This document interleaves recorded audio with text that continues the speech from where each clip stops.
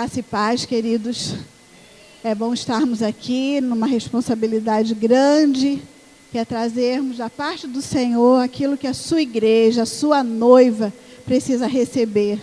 Isso nos faz tremer e temer diante da presença dEle, nos faz orar ainda um pouco mais e perguntando sempre: Senhor, o que o Senhor deseja falar à tua igreja? O que a tua igreja precisa ouvir? Porque muitas vezes nós queremos ouvir algumas coisas, mas nós precisamos ouvir outras coisas. E é sobre isso que nós queremos falar nessa noite. Quando nós estávamos orando, o Senhor nos trouxe muitas coisas à nossa mente. E uma das coisas que Ele trouxe à mente foi: Senhor, nós estamos cantando aqui na igreja, faz outra vez como na primeira vez. O único texto bíblico que eu me lembro na hora que canta esse cântico é Atos 2. Quando foi derramado o Espírito e os servos do Senhor, os discípulos do Senhor, falavam em línguas que eles não conheciam. E muitos povos que estavam ali reunidos foram edificados pela palavra do Senhor através de gente simples, de pescadores, de gente semi-analfabeta, que foi usado de uma forma extraordinária e alcançou a todos que estavam ali. E eu fiquei pensando: Senhor, será que era mais fácil para eles, esse momento que eles viveram em Atos 2? Será que foi mais fácil para eles ouvirem, ide por todo mundo e pregai o evangelho a toda criatura? Foi mais fácil para eles, Senhor? Porque os nossos dias a gente tem achado tudo tão complicado. É tão mais difícil desvencilhar das coisas, é tão mais difícil tudo a gente acha difícil. E eu fiquei pensando: Senhor, será que para eles foi mais fácil? E é sobre isso que eu quero compartilhar nessa noite. Você acha que para eles foi mais fácil do que para nós hoje? Foi mais fácil para os discípulos do Senhor? Foi mais fácil para aqueles que eram pescadores, gente simples? Mas foi mais fácil para aqueles que tinham altos cargos naquela sociedade? Foi mais fácil para eles? E nós queremos pensar um pouco sobre isso. Nós vamos estar meditando em Lucas capítulo 3. E nós queremos, antes de fazer a leitura desse texto, pensar um pouco a respeito do que estavam vivendo o povo naquela época, como era a vida deles. E eu quero dizer para vocês que eu fiquei pensando e fui pesquisar a esse respeito. O que nós descobrimos? Que aquele povo vivia de uma maneira muito, muito difícil. Hoje a gente queixa de tudo. A gente queixa da nossa saúde, né? Como está a saúde largada no país, como essa área está largada, a outra área também não está coberta. Mas como estava a situação dos discípulos do Senhor naquela época? Na época de Jesus, Roma dominava tudo. Vocês lembram, na época de Daniel, foi pregado aqui recentemente sobre Daniel. Naquela época, o Império Persa dominava. Na época de Jesus, era Roma quem imperava. Eles é que mandavam na maioria dos reinos. As cidades da Galileia e da Judéia eram locais terríveis de se viver, barulhentas, perigosas e sujas. A violência era epidêmica, ninguém saía à noite. Pensa, ninguém saía à noite, porque não tinha segurança nenhuma na cidade. A imundícia, quando a gente começa a ler sobre isso, não dá nem para falar os muitos detalhes. Só para vocês terem uma ideia, eles não tinham sanitário e eles usavam o pinico e espejavam na rua. E diz o historiador que eles tacavam pela janela. Se tu estivesse embaixo, problema teu. E era assim que eles viviam. Não tinha saneamento básico, jogavam tudo na rua. Vocês imaginem o odor daquele lugar, a dificuldade que era se viver ali. Um calorão que eu acho que a gente está até no fresquinho aqui, estamos no lucro, né? Ele falou mais ainda, ele disse que a mortalidade infantil era tão severa que metade das crianças não chegavam à vida adulta. Metade das crianças. Também as mulheres morriam no parto ou no pós-parto por causa da infecção.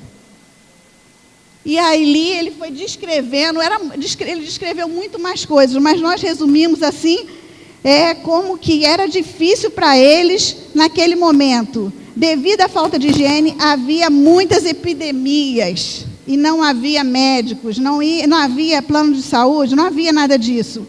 E a punição de crimes? Naquele tempo, a punição era de acordo com as suas posses. As pessoas que tinham alguma situação boa, uma situação financeira boa, elas tinham uma pena bem aliviada, mas aquelas pessoas mais pobres, o castigo era mais cruel sobre elas. Essa era a situação na época em que Jesus chamou os seus discípulos. Essa era a cidade onde viviam aqueles galileus que nós conhecemos as histórias. Essa era a cidade onde Jesus nasceu. O príncipe da paz. Quando a gente lê Isaías, que ele falando, se referindo a Jesus como o príncipe da paz, e às vezes a gente não tem noção por que isso significava tanto. Porque a profecia de Isaías dizia que ele veio fazer tantas coisas que a gente nem imaginava que seria tão necessária, por não conhecer o fundo histórico, por não conhecer a agonia daquele povo e o que eles tanto precisavam. Não sei quantos aqui já viram aquele filme Ben-Hur. Alguém já viu Ben-Hur? É importante que você veja, meus queridos. É importante. Esse filme traz bem a realidade. Naquela época, conta a história de um homem amargurado, que no caso é o Ben-Hur. Ele queria resolver tudo isso aqui que eu falei. Ele via tudo isso, ele se revoltava e ele queria resolver com a força do braço dele. E no coração dele ia crescendo um ódio contra a sociedade, um ódio contra os governantes. Ele queria resolver, ele queria matar, ele queria fazer. Num dado momento do filme, a família dele também fica doente, é colocado no leprosário, e o coração dele então partiu ainda mais, e ele tinha tanto ódio, tanto desejo de vingança dessa sociedade romana que invadiu, que dominou e que dominava na época. Ele queria resolver com as próprias forças. E ele estava sucumbindo de tanto ódio, de tanta vontade de resolver, de tanto reclamar do governo, dizer está tudo errado. Ele via as crianças morrendo, as mulheres morrendo, e ele dizia está tudo errado, tem que haver um conserto.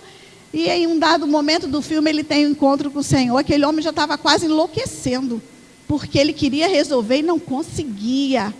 Os problemas eram maiores do que ele podia suportar. Eram maiores do que a força do braço dele poderia fazer. Até que ele teve um encontro com o Senhor Jesus. E isso trouxe uma transformação. Aquele ódio que tinha dentro dele, aquela sede de vingança, de justiça, que se resolve com a força do braço, ele passou a entender que o príncipe da paz, ele vai trazer justiça sobre todos. E que o que nós podemos fazer é buscá-lo, é lançar sobre ele. A palavra de Deus diz que bem-aventurados, felizes que têm fome e sede de justiça. Aquele que não se conforma com o que está errado, mas é aquele que coloca diante do Senhor e não deixa o ódio, a ira consumir os seus dias, mas sabe que é no Senhor que nós podemos todas as coisas. O salmista Asaf, ele escreveu o seu Salmo 73 e ele também estava desse jeito, aflito, angustiado, querendo resolver o braço dele. Por fim ele cansou, ele falou, olha, não adianta ser justo, não adianta ser correto, por mais correto que eu seja, tenho sempre problemas, sempre contas a pagar, e tem gente aí que é todo incorreto, corrupto, e está nadando dinheiro, faz o que ele quer, tem saúde sobrando. E teve um momento que Asaf pensou assim, vale a pena eu continuar sendo justo? Vale a pena eu continuar temendo a Deus? Mas Asaf procurou resposta no lugar certo. Ele procurou a resposta na presença do Senhor. Mesmo com o coração estraçalhado, angustiado, ele procurou diante do Senhor. E o Senhor ministrou o coração dele. E começou a revelar no espírito dele como seriam as coisas, são as coisas. E então o coração dele começou a ser transformado, porque ele percebeu que Deus não está cego diante da injustiça, minha gente. Só que ele tem um modo dele de agir. A justiça dele é feita no tempo certo e na hora certa. E nesse contexto de Roma dominando tudo, faltando tudo, o Senhor faz um chamamento que eu quero ler com vocês. Lucas capítulo 3. E agora, com esse pano de fundo, a gente pode entender essas palavras.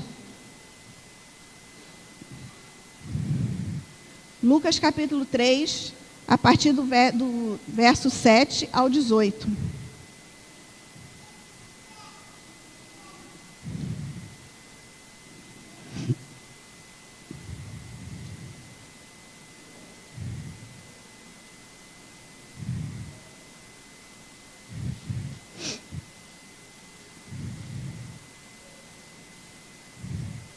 Me perdoe, irmãos, não é Lucas, é Marcos. Eu pensei no Marcos e li Lucas. Marcos, o Evangelho de Marcos, capítulo 3, a partir do verso 7. Diz assim a palavra: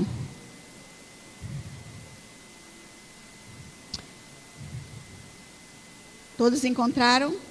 Pensando numa cidade como eu descrevi. Vamos ler esse texto, entendendo o porquê das reações dos discípulos. Retirou-se Jesus com os seus discípulos para os lados do mar.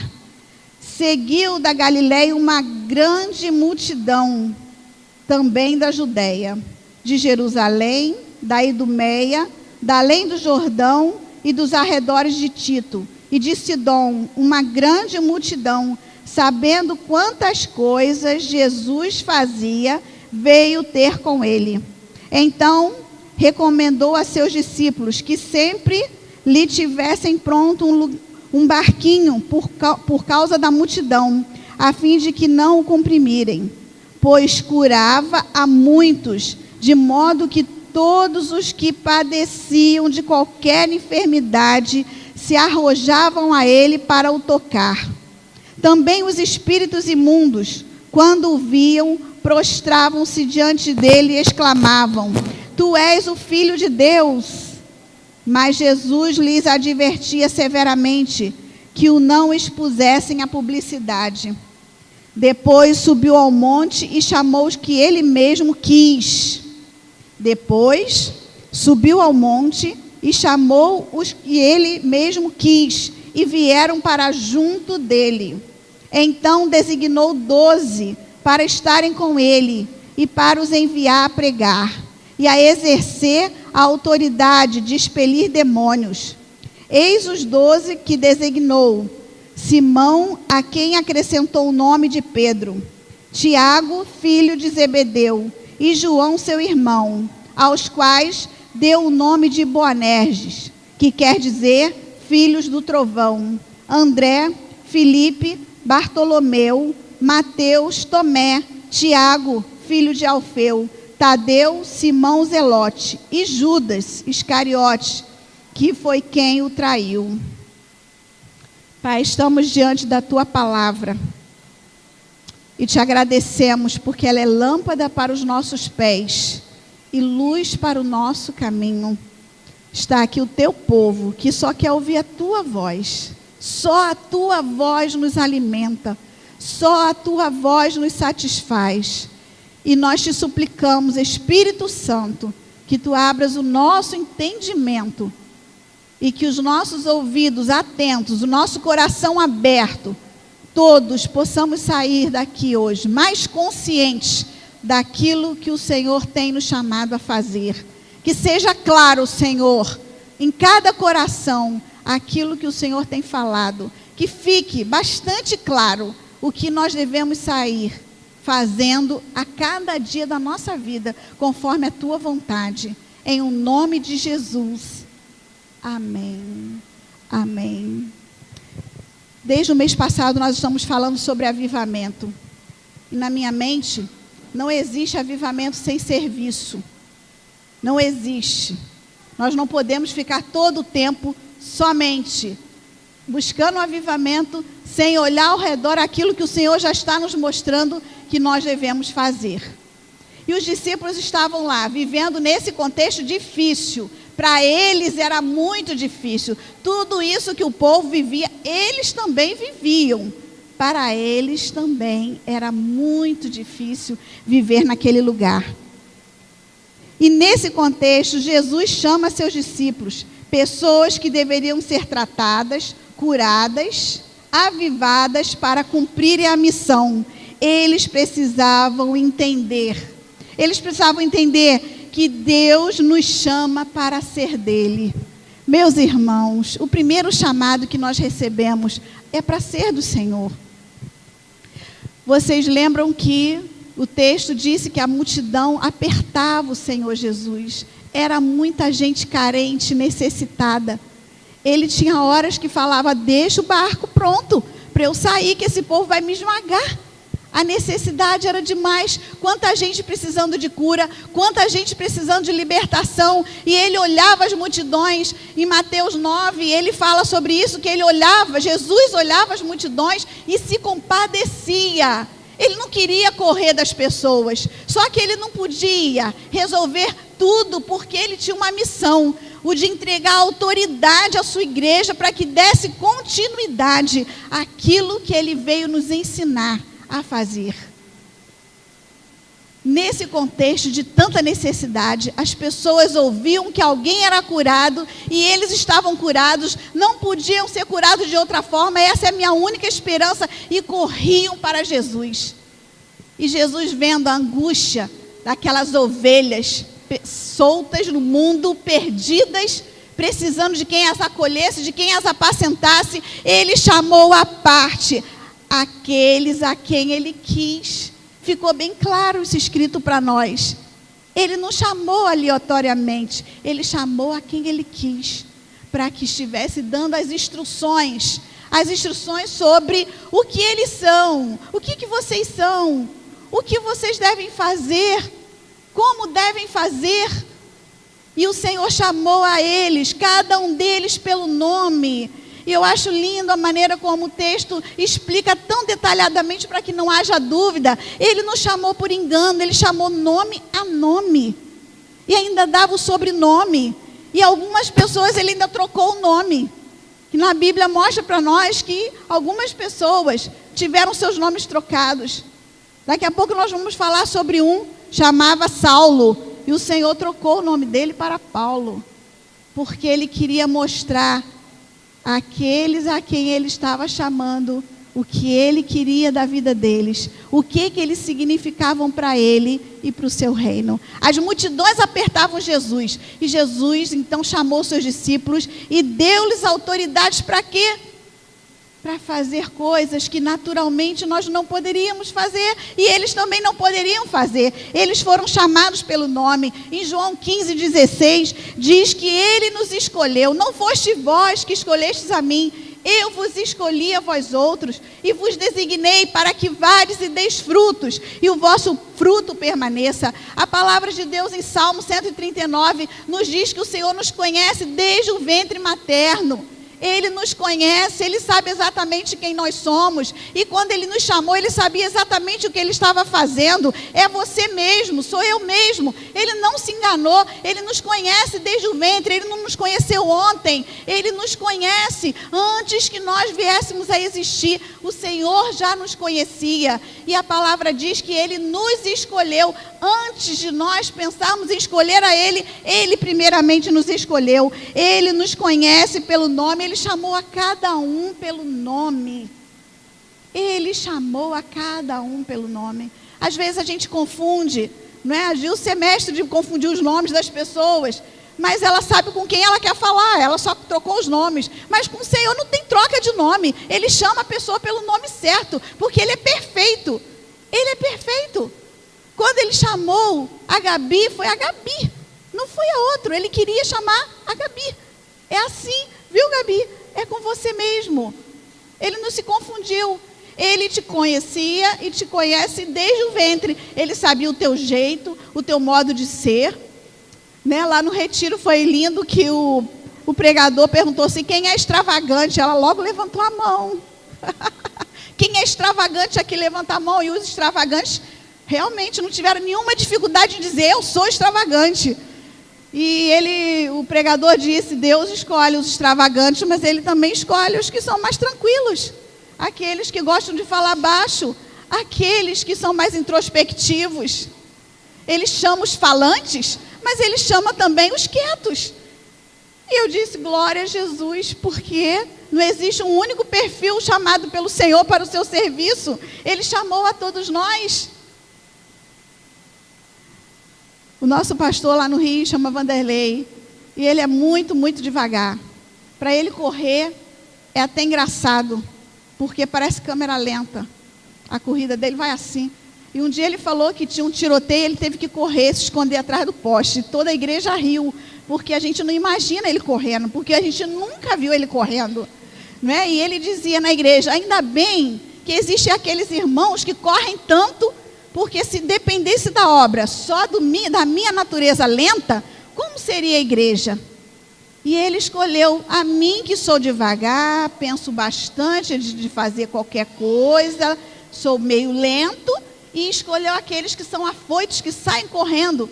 Lembra daquele moço que queria levar um recado para o exército, queria levar o recado para o rei, e aí ele não esperou nem o recado, de tanta vontade de chegar lá para contar alguma coisa, ele saiu correndo.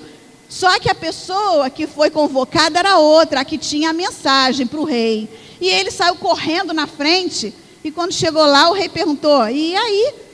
E ele, não sei, a minha vontade foi sair correndo, eu fiquei tão alegre de vir, que eu nem escutei a mensagem.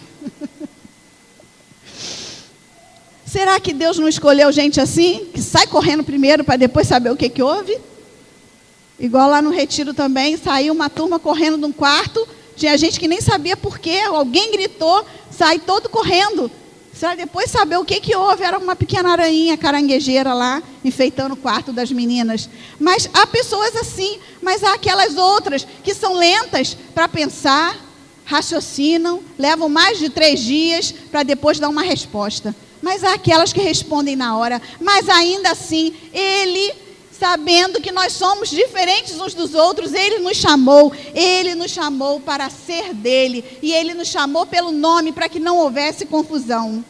Mas Deus nos chama para ser dele, mas com um propósito. Ele nos chamou para servi-lo. Quando nós dissemos aqui no início, eu não consigo crer num avivamento em que não haja frutos, não haja obras que demonstrem o que o Senhor está fazendo. Quando o Senhor chamou os discípulos, ele chamou pelo nome e ele deu uma função, ele deu uma missão, ele deu uma tarefa, ele deu um trabalho para que eles fizessem. O chamado de Jesus é radical, mas ele disse assim, venham. Ele disse, venham a mim, todos vós que estáis cansados e sobrecarregados, e eu vos aliviarei.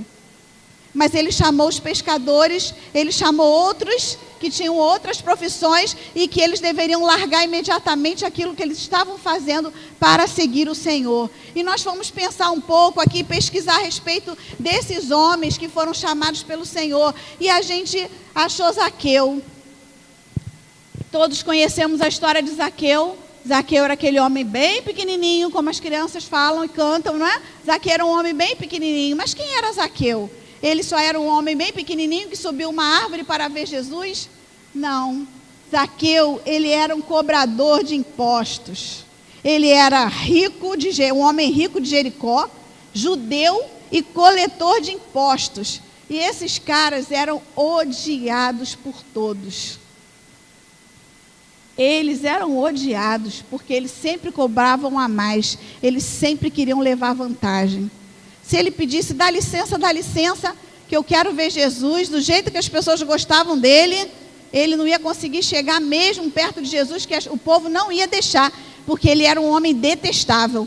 Por isso, ele pensando, de outra forma, não vou conseguir chegar, eu quero ver Jesus. Ele subiu numa figueira, que, segundo as pesquisas, ela tinha um tamanho de 8 a 15 metros. E ele subiu, veja bem, um homem rico, cobrador de impostos, conhecido. Como que o cobrador de impostos não é conhecido? Todo mundo sabia quem era o cara.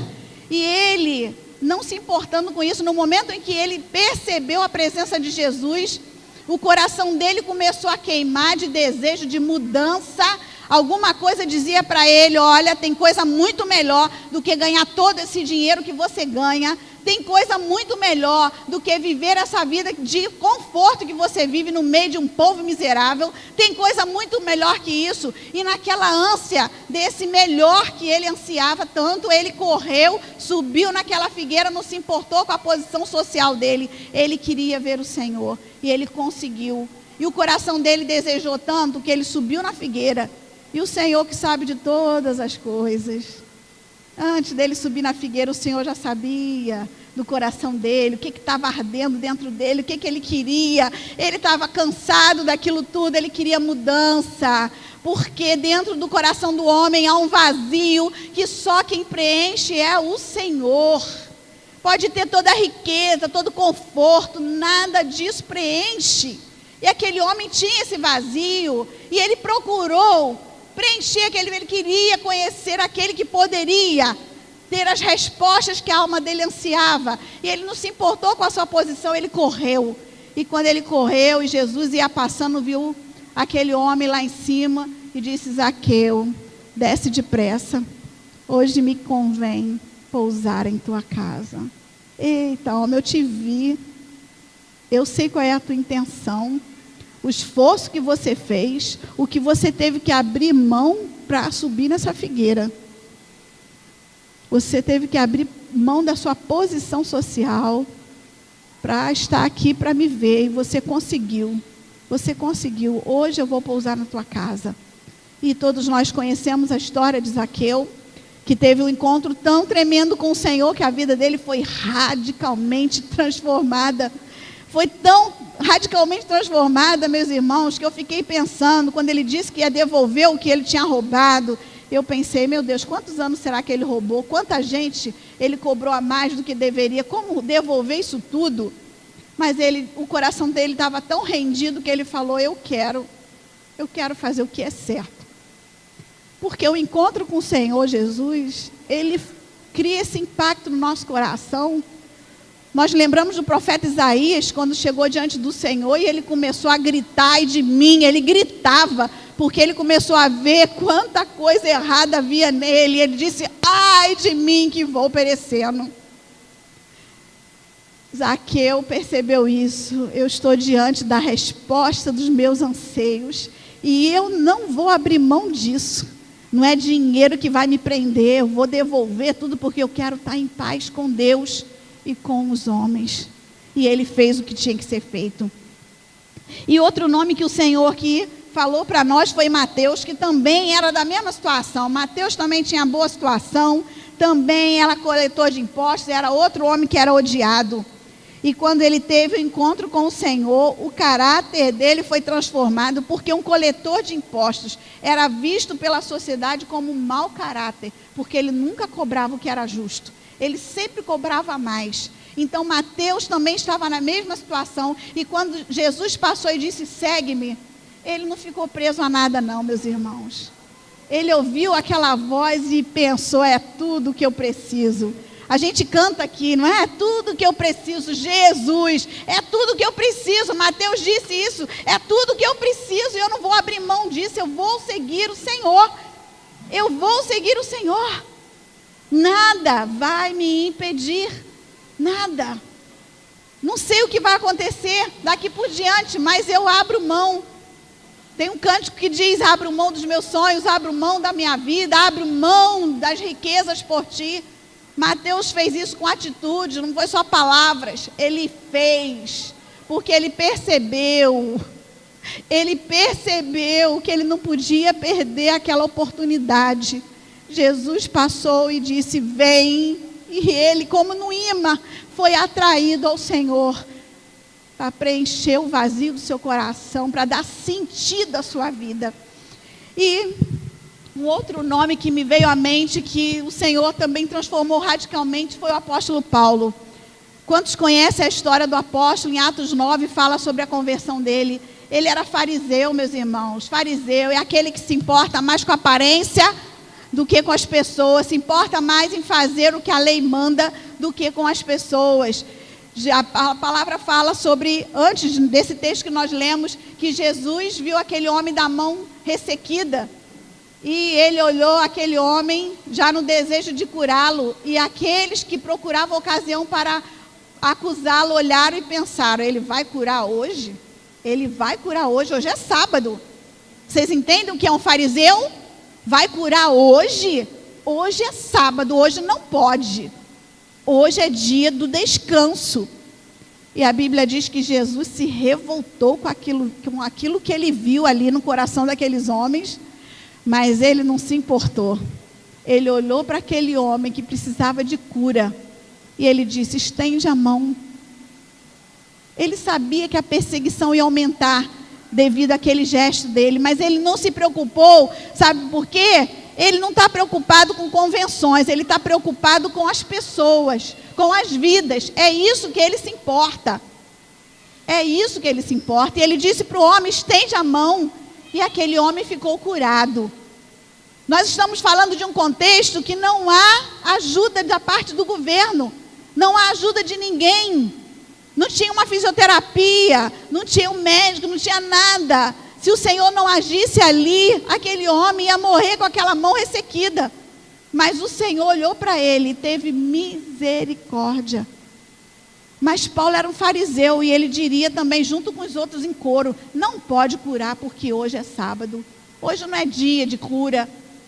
Não era a mão dele que estava ressequida para deixar para segunda-feira? Não é verdade?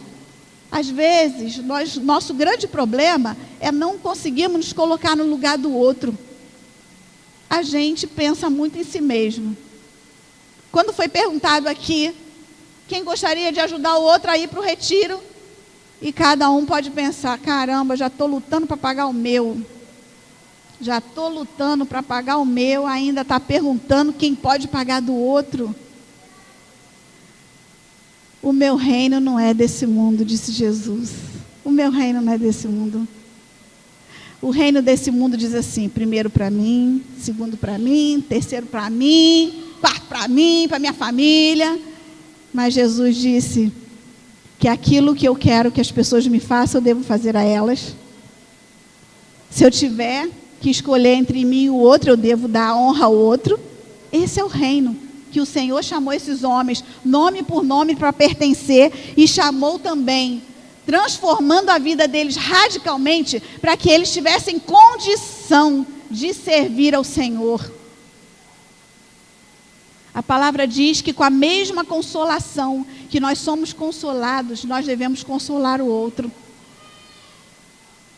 Com a mesma consolação. Sexta-feira na vigília, uma irmã trouxe uma palavra abençoada aqui falando: a vida cristã não é fácil. A vida cristã não é fácil. Há muitas lutas. Mas por que o Senhor permite essas lutas? Para que com as mesmas consolações que nós fomos consolados, nós tenhamos condição de consolar o outro. Irmãos, nós tivemos oportunidade lá no Rio de fazer capelania hospitalar. E nós fizemos, e nós muitas vezes fomos a enterro, né, íamos a velórios, consolar os irmãos que haviam perdido um ente querido.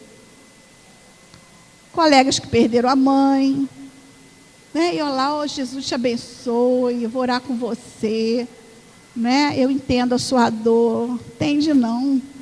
Não entende mesmo. Não entende. Quando eu perdi a minha mãe, eu senti a dor que é perder mãe, que eu não tinha ideia. Eu não tinha ideia do que era. É uma dor tão forte que parece que a gente vai morrer. E a gente só vai chorar aos pés do Senhor e falar: Deus me consola, Senhor, não... parece que eu não vou aguentar. Né? E eu vi as atitudes dos outros que perdiam seus queridos e eu não tinha noção, porque lá, graças a Deus, lá em casa, isso não é comum, morte não é comum lá, o povo vive bastante. Minha avó viveu até 94, né? Já morreu bem velhinha. Então, quando eu perdi a minha mãe, é que eu percebi o que era aquela dor. E eu pegava o casaco dela, eu dormia com o cheiro da minha mãe. E eu sempre fui muito prática. Sempre fui muito prática. Nunca fui de muito choro. Sempre mais prática. Mas naquela hora eu não queria saber de nada. Era uma saudade tão grande que aquele casaco de lã da mamãe, que ela gostava beça, ele tinha o cheiro dela. E aquilo era maravilhoso. Quantas noites meu marido viu, depois da morte da mamãe, eu dormindo com o casaco dela. Botava do lado e cheirava o casaco da minha mãe. Hoje, se eu vou abraçar alguém que perdeu mãe, pai, pessoa muito próxima, eu já tenho outra visão. Muito diferente do que eu tinha antes. Porque com a mesma consolação que eu fui consolada, eu oro para que o Senhor conforte aquele que perdeu o seu ente querido. Porque só quem perde é que sabe. Só quem perde é que sabe. A gente pensa que sabe. Então, na vida cristã, o Senhor nos chamou pelo nome, nos chamou para o seu serviço. Mas para estarmos aptos para o seu serviço, nós precisamos passar por algumas dificuldades que às vezes julgamos grandes demais. Mas o Senhor disse assim: o que eu faço agora, vocês não compreendem. Mais tarde, vocês vão compreender. O Senhor chamou e a vida deles foi totalmente transformada. Não existe chamado de Deus sem mudança radical. Não existe você ser chamado pelo Senhor e continuar do mesmo jeito que você veio para Jesus. O Senhor diz assim na sua palavra: vinde como estais. Mas em nenhum momento Ele diz: continue como veio. Vocês lembram desse verso? Continuem como veio? Não, porque Ele disse que nós devemos nos transformar com a renovação da nossa mente, para que possamos experimentar qual seja a boa, perfeita e agradável vontade de Deus. Romanos capítulo 12. Transformai-vos, vinde a mim todos vós que estáis cansados e oprimidos, e eu vos aliviarei. Mas Ele depois diz: agora que você já sabe que foi chamado, mude o seu modo de pensar, mude o seu modo de agir, para que você possa alcançar toda a plenitude da vontade de Deus para a sua vida, para que você seja usada plenamente por mim, da maneira como eu quero, com o coração cheio de compaixão, como Jesus, que olhava as multidões e se compadecia dela, olhar para as pessoas e ter o olhar de Deus, olhar o que elas necessitam, que não é só de pão, não é só de coisas materiais, é muito mais que isso. Zaqueu percebeu isso, que toda a riqueza dele não supria a sua necessidade. Salomão, no final do seu livro de Eclesiastes, ele disse que não poupou um só desejo do que ele quis. Tudo que ele quis, ele fez, tudo. Ele disse que não negou nada para a alma dele. Dá uma lida lá em Eclesiastes que você vai ver. Tudo. Ele queria aventura, ele queria muitos amores, ele queria construir, fazer grandes projetos. Tudo que ele quis, o que a alma dele desejou, ele teve. E no final ele termina o seu livro dizendo: tudo é vaidade, tudo é passageiro. Isso, não ficou nada. Não ficou nada. Tudo isso passou. Então o Senhor nos chama para servi-lo, mas para isso é preciso que haja uma mudança radical na sua vida e na minha vida. E por fim, Ele nos chama para viver com Ele. Quando os discípulos tiveram as suas primeiras experiências de expulsar demônios, eles ficaram maravilhados, voltaram alegríssimos, empolgados, falando: Senhor, o Senhor tem que ver, os demônios se sujeitam a nós. Isso é incrível, super alegres, porque estou fazendo. Não foi isso que Jesus mandou fazer? Curar os enfermos, expulsar os demônios? Eles estavam fazendo, e eles estavam super alegres por causa disso. Mas Jesus disse assim para eles: alegrai-vos, porque os vossos nomes estão escritos no céu. Esse é um serviço que você faz para mim, para o meu reino. Mas mais importante é a vida que você tem que ter comigo e que você continuará tendo na eternidade. Isso deve encher o seu coração de alegria. Não é pelo que você faz para mim, mas é porque você está comigo e eu estou em você. Isso tem que encher o teu coração de alegria, mais do que o que você pode fazer. Muitas vezes, nós vemos obreiros que passaram grandes dificuldades e tiveram seus ministérios interrompidos por uma enfermidade, por uma situação familiar. E muitos deles acabaram entrando em depressão. Por quê? Eu não posso mais fazer nada. Eu não consigo mais fazer o que eu fazia. E agora, minha vida não tem sentido. Minha vida não tem sentido. Quem deve ser o sentido da nossa vida? Quando Jesus chamou aqueles discípulos, Ele mostrou quem Ele era para eles. Depois chamou para o serviço.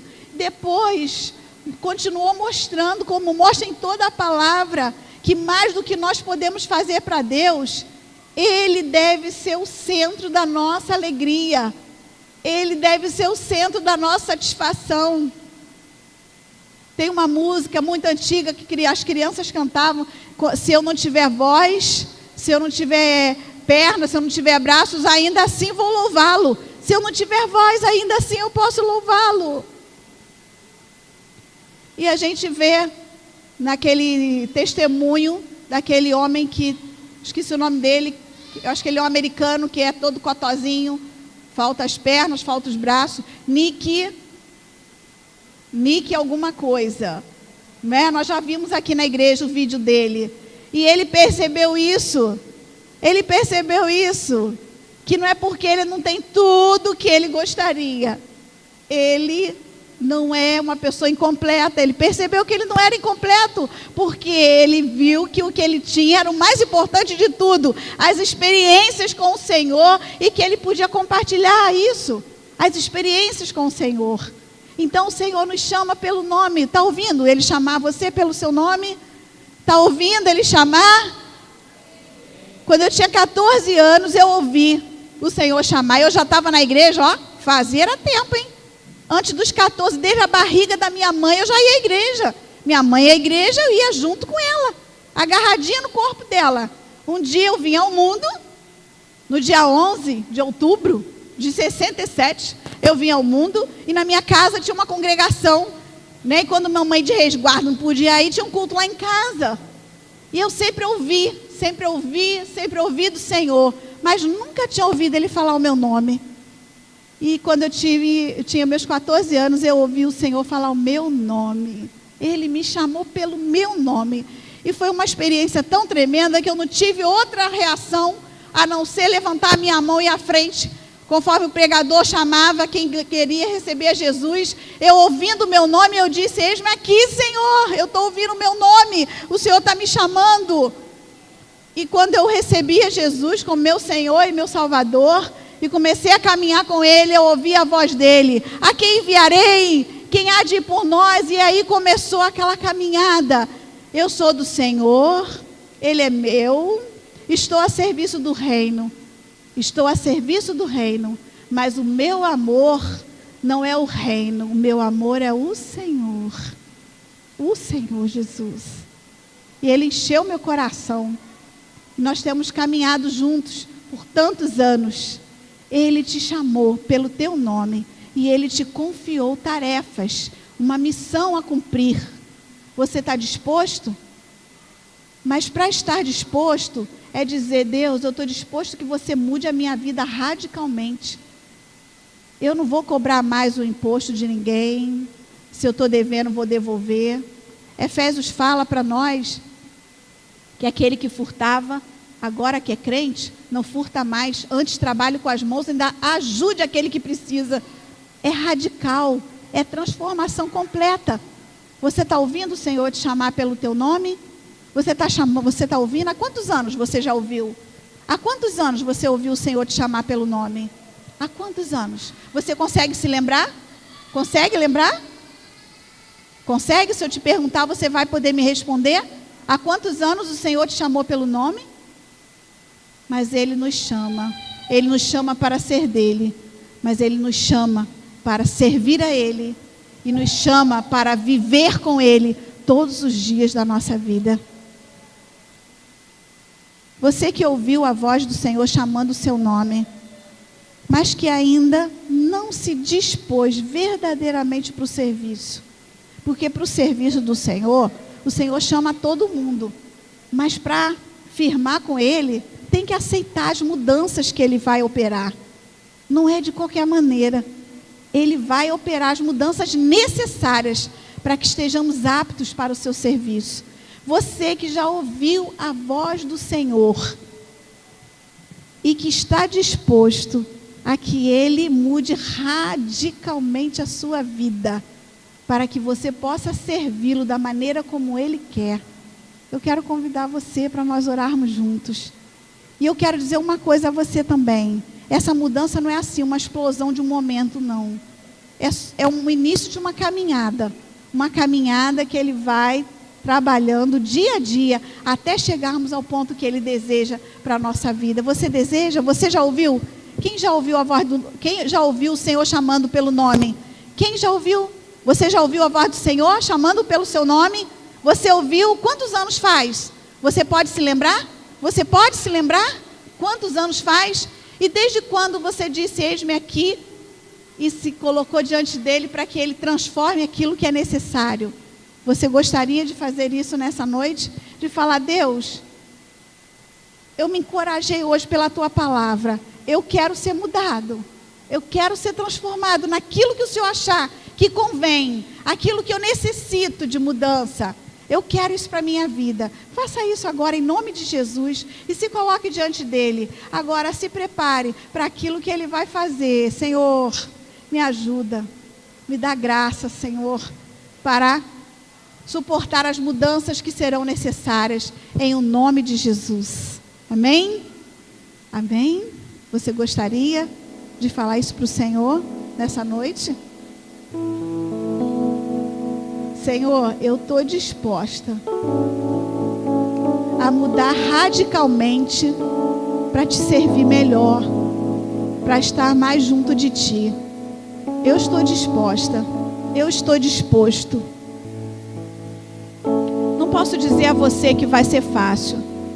Lembra de Zaqueu? Pagar, devolver para aquele povo todo que ele roubou. Não era brincadeira não, é muita coisa. Não é só pelo valor monetário não, mas de chegar lá na porta da pessoa e falar assim, ó, que eu te cobrei a mais, vim te devolver. Vocês acham que foi fácil falar isso? Te cobrei, todo mundo sabia que ele cobrava a mais, mas você pensa na situação dele ter que admitir, é verdade que vocês pensavam a meu respeito, eu realmente cobrava mais, e agora eu vim devolver tantos mais que eu peguei, que não era devido. Não foi fácil para ele não. E não é fácil para nós também não. Mas o Senhor dá graça. E o avivamento veio na vida daqueles discípulos. E eles viram sinais e prodígios para a glória do Senhor. Eles viram o mudo falar, cego ver, paralítico andar. Eles viram céu aberto. Eles viram anjos descendo. Eles viram tudo que a gente anseia tanto ver. Mas para isso foi necessário falar, ó Senhor, pode mudar. Pode transformar o que está torto. Muda, Senhor. Vai doer, porque toda mudança, né, como já foi pregado aqui tantas vezes, faxina dá trabalho, é incômodo, mas é necessário. Se você quer viver o avivamento do Senhor de verdade, de ver glória, de ver poder, de ver autoridade, não existe de outra maneira. Vamos orar ao Senhor, pedir, oh Deus. Oh Deus, nós queremos isso para a nossa vida. Nós queremos isso para a nossa vida.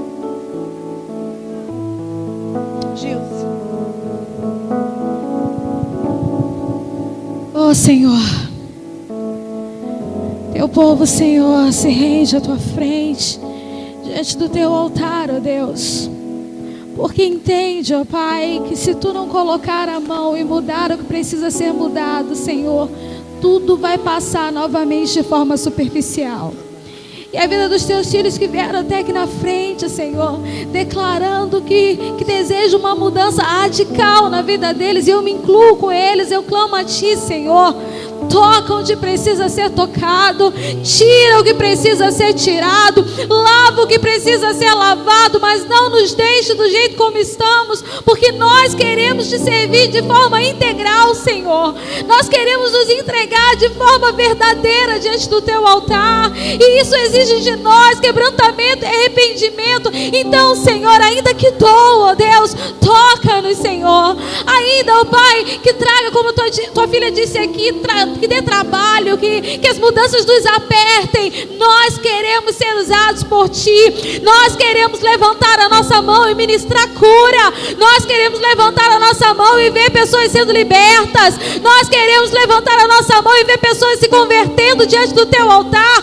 Nós queremos ser usados como instrumento de avivamento para essa cidade, para esse povo, para essa nação, ó Pai. Ó Espírito Santo, incomoda-nos, ó Pai, de forma tal, ó Pai, que nós não possamos deixar que as nossas limitações humanas nos impeçam de fazer essa entrega todos os dias, de permitir, Senhor, a nos transformar de forma que os outros olhem para nós e não reconheçam a velha Jucimara, a velha Esther, o velho homem, a velha mulher, mas reconheçam em nós o Cristo, reconheçam em nós o agir do Espírito Santo, possam olhar para nós e perceber a diferença que o Teu amor, que o Teu Espírito Santo fez em nós. Nessa noite, ó Pai, nós Te somos gratos pela palavra revelada a nós, entendendo que verdadeiramente nós fomos chamados, existe um propósito para nossas vidas. Nós não fomos chamados para viver aleatoriamente. Tu tens um propósito, Tu deseja nos usar nesse propósito para Teu serviço, ó Deus, e mais, Tu nos chamou para Si. Tudo que temos aqui é passageiro. Nós queremos, Senhor, viver aqui na terra, trabalhando, nos entregando a Ti, ó Pai, mas desejosos da eternidade contigo, em nome de Jesus. Ó Deus, que no dia de hoje, que nessa noite fique marcado para nós, que como a Tua filha falou aqui, avivamento, ó Pai, é muito mais do que o mover numa reunião. Avivamento, ó Pai, produz em nós frutos, Senhor, frutos de arrependimento, ó Deus, frutos de entrega total, pessoas sendo alcançadas pelo Teu nome, pelo Teu Espírito Santo agindo em nós. Por isso, Senhor, nós Te pedimos mais uma vez, usa-nos como instrumento de graça, de avivamento nas Suas mãos, em nome de Jesus, em nome de Jesus. Você pode aplaudir o Senhor? Oh! Avivamento seja em nós, em nome de Jesus. Em nome de Jesus. Em nome de Jesus.